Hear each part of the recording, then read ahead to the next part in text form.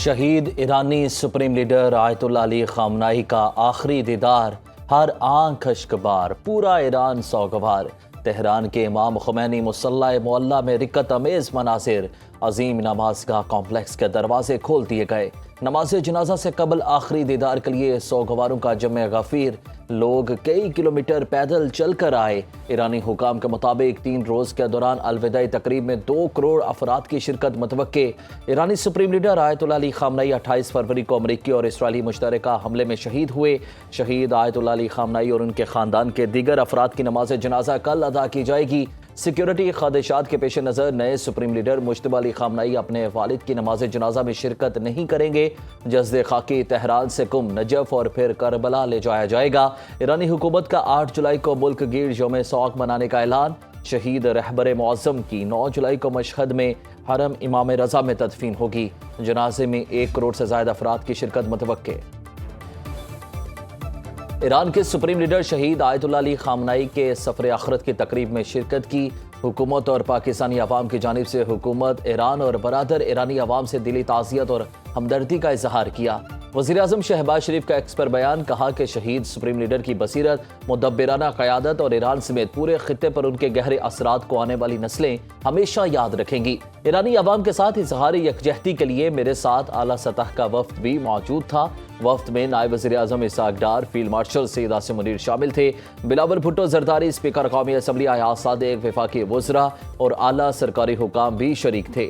برادر ہمسایہ ملک کی حیثیت سے پاکستان غم کی گھڑی میں ایران اور اس کے عوام کے ساتھ کھڑا ہے۔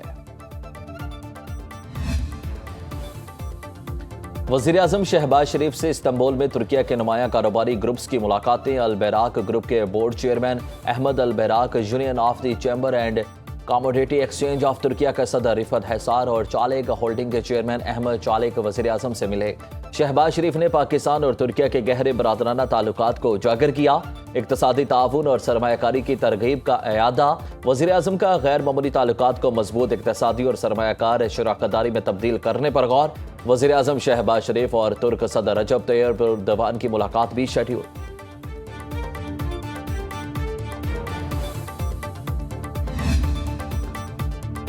دنیا بھر سے آئے وفود کا شہید علی خامنائی کو خراج عقیدت پیش۔ سعودی نائب وزیر خارجہ ولید الخلیجی کی وفد کے ساتھ تعزیتی اجتماع میں شرکت۔ نماز جنازہ میں کئی سربراہان مملکت سمیت 100 ممالک کے مندوبین کی آمد کا سلسلہ جاری۔ روس کی سلامتی کونسل کے سربراہ دمیتری میدویدیف نے کہا کہ امریکہ کے خلاف جدوجہد میں ایرانی قوم فاتح بن کر ابھرے گی۔ ایرانی قوم امریکہ یا کسی بھی دوسرے ملک کے دباؤ میں نہیں آئے گی۔ سپریم لیڈر کی شہادت نے ایرانی قوم کو متحد کر دیا۔ آیت اللہ علی خامنائی کی شہادت پر روس ایران کے دکھ میں شریک ہے۔ روسی وفد کی ایران کے صدر سے ملاقات۔ مسعود پزیشکیان کا ایران روس اسٹریٹجک معاہدوں پر عمل درآمد میں تیزی پر زور، کہا معاشی، تجارتی، توانائی اور ٹرانزٹ سیکٹر میں کیے گئے معاہدوں پر تیزی سے عمل ہونا چاہیے۔ ایران سمجھوتا کرنا چاہتا ہے، جنازے کے لیے 1 ہفتے کی مہلت دی۔ امن پسند ہیں لیکن کسی خطرے کو برداشت نہیں کریں گے۔ صدر ٹرمپ کی امریکہ کی 250ویں یوم تاسیس کی تقریبات کے آغاز پر گفتگو، کہا ہم نے ایک ہی دن میں وینزویلا کو شکست دی، ایران کو بری طرح نشانہ بنایا۔ امریکہ دنیا کا طاقتور ترین ملک، کبھی کسی بادشاہ کے سامنے نہیں جھکا۔ امریکہ امریکی کلچر کے بغیر آزادی کا دعویٰ نہیں کر سکتا۔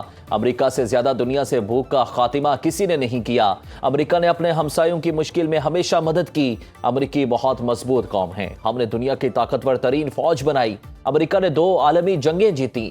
بائیڈن انتظامیہ نے امریکہ کو تباہ کر دیا۔ 2 سال پہلے تک دنیا ہم پر ہنستی تھی، اب عزت کرتی ہے۔ صدر ٹرمپ نے اپنے دستخط والے $100 کے نوٹ کی نئی تصویر شیئر کر دی۔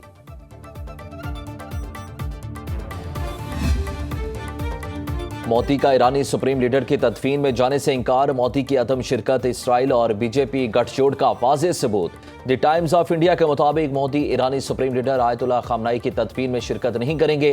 شہید کی تدفین میں گورنر بہار اور وزیر مملکت خارجہ کو بھیجا گیا ہے۔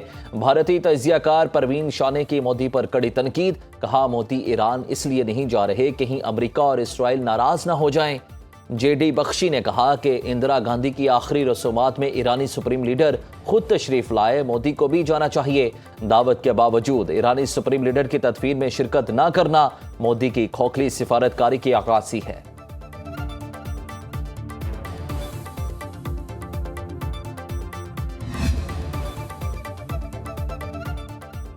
جنگ کے بعد صورتحال بدل چکی، امریکہ کو موجودہ تجارتی حقائق تسلیم کرنا ہوں گے۔ ایرانی پارلیمنٹ کے اسپیکر باقر کالباف کی ازبیک ہم منصب سے ملاقات کے بعد گفتگو، کہا حالات ماضی کے مقابلے میں بہتر ہوئے۔ جنگ کے بعد کی پیش رفت نے امریکیوں کو موجودہ حقیقتیں قبول کرنے پر مجبور کر دیا۔ ایسے ماحول میں تجارتی تعلقات کو مزید وسعت دی جا سکتی ہے۔ امید ہے پابندیاں اٹھانے کی بنیاد بھی تیار ہو جائے گی۔ خلیج فارس اور آبنائے ہرمز میں ایران اور عمان کا مشترکہ انتظام ہوگا۔ خطے میں امریکی شرارتوں میں کمی ہوگی۔ ٹرانزٹ تعاون کی ترقی کے لیے بہتر مواقع پیدا ہوں گے۔ ایرانی نیشنل آئل کمپنی کی جاپان کو خام تیل فراہمی کی پیشکش۔ 2019 تک جاپان ایرانی تیل کا بڑا خریدار رہا ہے۔ برطانیہ اور فرانس نے آبنائے ہرمز کو عالمی معیشت کی شہرک قرار دے دیا۔ برطانوی وزیراعظم کیئر سٹارمر اور فرانسیسی صدر میکرون کا مشترکہ بیان جاری، کہا آبنائے ہرمز کے ذریعے محفوظ آمد و رفت کی بحالی انتہائی اہمیت کی حامل ہے۔ عمان نے برطانیہ اور فرانس کے ساتھ مل کر کام کرنے پر اتفاق کیا۔ دونوں رہنماؤں کا شراکت داروں کے ساتھ قریبی تعاون جاری رکھنے کا اعادہ۔ فرانسیسی صدر نے ایکس پر بیان میں کہا کہ فرانس نے آبنائے ہرمز میں بارودی سرنگوں کی صفائی کے لیے مائن ہنٹرز تعینات کر دیے۔ عمانی حکام سے مشاورت کے بعد طیارہ بردار بحری جہاز چارلس ڈیگال کو بندرگاہ واپس بلانے کا فیصلہ کیا۔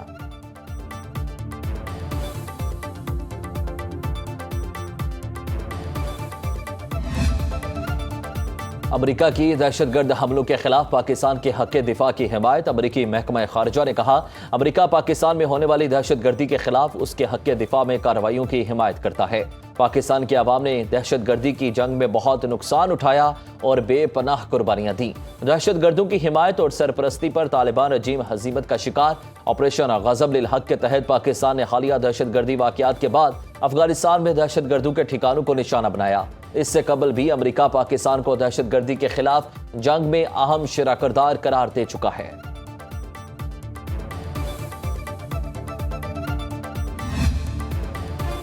سیاستدانوں کو خود منزل کا پتہ نہیں، وہ دوسروں کی کیا رہنمائی کریں گے۔ حکمرانوں اور بیرونی طاقتوں کی خواہشات پر تاریخ مسخ کی گئی۔ وزیر دفاع خواجہ آصف نے کہا کہ پڑھا لکھا اور باشعور معاشرہ کبھی ڈیفالٹ نہیں کر سکتا۔ تعلیم کا مقصد صرف ڈگری حاصل کرنا یا سرکاری ملازمت پانا نہیں۔ تعلیمی نظام اور نصاب کو قومی ضروریات اور معاشرتی تقاضوں کے مطابق تشکیل دینا ہوگا۔ قومی شناخت کے فروغ کے لیے پورے ملک میں یکساں نصاب ہونا چاہیے۔ مارکہ حق کو تاریخ ہمیشہ یاد رکھے گی۔ دہشت گردی سے پہچانا جانے والا ملک آج امن کی علامت بن کر ابھرا ہے۔ خطے کو تباہی سے بچانے میں وزیر اعظم اور فیلڈ مارشل نے اہم کردار ادا کیا۔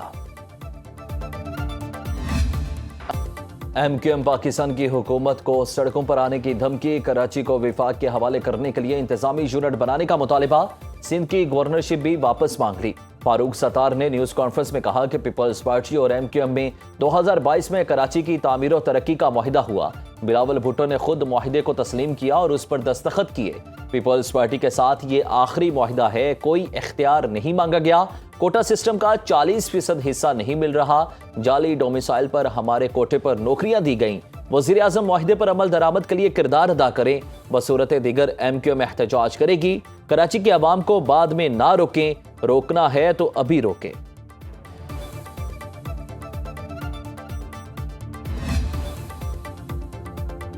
MQM عوامی مینڈیٹ کی بجائے شارٹ کٹ سیاست پر یقین رکھتی ہے۔ سینئر وزیر سندھ شرجیل انعام میمن کی فاروق ستار کی پریس کانفرنس پر رد عمل، کہا وفاقی مداخلت کو دباؤ کے لیے استعمال کرنا MQM کی سیاسی بلیک میلنگ کا ثبوت ہے۔ MQM عوام کا اعتماد کھو چکی، اسے اقتدار کی یاس ستا رہی ہے۔ کراچی کے عوامی وسائل کو سیاسی سودے بازی کا ذریعہ نہیں بنانا چاہیے۔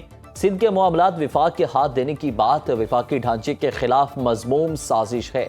پیپلز پارٹی کا مینڈیٹ کسی پریس کانفرنس، دھمکی یا سیاسی بلیک میلنگ سے تبدیل نہیں ہو سکتا۔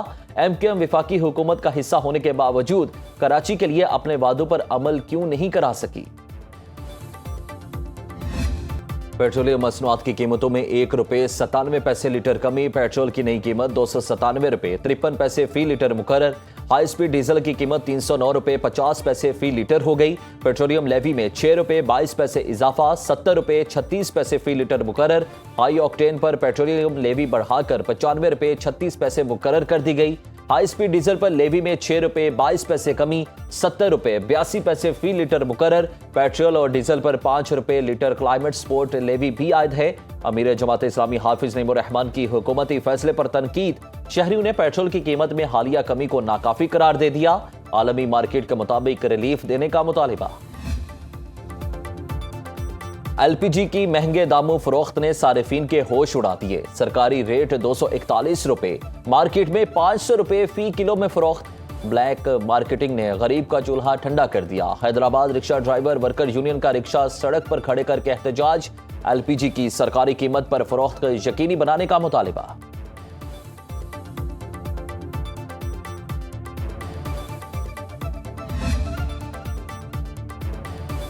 ایف بی آر کی گزشتہ مالی سال 13,000 ارب روپے سے زائد اٹکی ٹیکس وصولی۔ ذرائع کے مطابق تنخواہ دار طبقے نے 633 ارب روپے انکم ٹیکس ادا کیا۔ حجم برآمد کنندگان، کاروباری افراد اور ریٹیل کے مجموعی ٹیکس سے بھی زیادہ۔ گزشتہ مالی سال برآمد کنندگان نے 174 ارب روپے ٹیکس ادا کیا۔ ریئل اسٹیٹ فروخت کنندگان سے 191 ارب روپے وصول ہوئے۔ ریٹیلرز کے ود ہولڈنگ ٹیکس کی مد میں 70 ارب روپے جمع۔ پنجاب شہریوں کی صحت اور ڈیموگرافی کی ڈیجیٹل میپنگ کرنے والا ملک کا پہلا صوبہ۔ 18 اضلاع میں 85% سے زائد پاپولیشن کی ہیلتھ اینڈ ڈیموگرافک پروفائلنگ کا عمل مکمل۔ وزیر اعلیٰ مریم نواز کی زیر صدارت ہیلتھ اینڈ پاپولیشن ڈپارٹمنٹ کا اجلاس۔ پنجاب میں ہر گھر کو ڈیجیٹل میپنگ کے ذریعے یونیک آئی ڈی الاٹ کر دی گئی۔ مریم نواز نے کمیونٹی ہیلتھ انسپیکٹرز کے ڈیجیٹل ڈیش بورڈ کا معائنہ کیا۔ دسمبر تک 16 اضلاع میں کارڈک لیبز فعال کرنے کا حکم۔ لاہور میں غیر ملکی خواتین سے مبینہ زیادتی کا کیس، متاثرہ خاتون مجسٹریٹ کے سامنے اپنا بیان ریکارڈ کرایا، جس کا کچھ حصہ منظر عام پر آ گیا۔ خاتون نے عدالت میں کہا کہ میری کہانی ویسی ہی ہے جیسی اسٹیفنی نے بتایا۔ پہلی رات 4 لوگ اسلحے کے ساتھ آئے، ہمیں باندھ کر تشدد کیا۔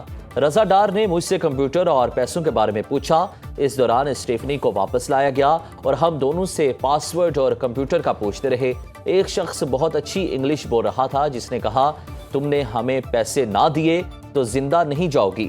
کالے کپڑوں میں ملبوس شخص مجھے دوسرے فلور پر لے گیا اور متعدد بار زیادتی کی۔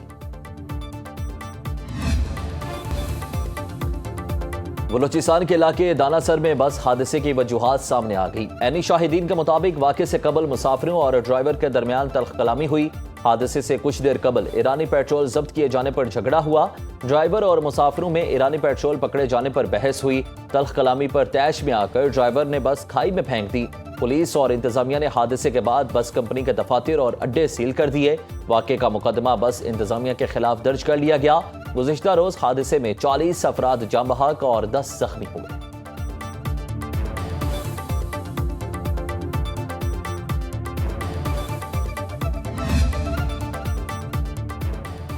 چشتیہ میں میونسپل کمیٹی کے 3 اہلکار گٹر کی صفائی کے دوران ڈوب گئے۔ عرفان مسیح اور شفیق مسیح کی لاشیں نکال لی گئیں۔ ایک کی حالت تشویشناک، بہاولپور ہسپتال ریفر۔ ریسکیو کے مطابق گٹر میں زہریلی گیس کی وجہ سے اہلکار دم توڑ گئے۔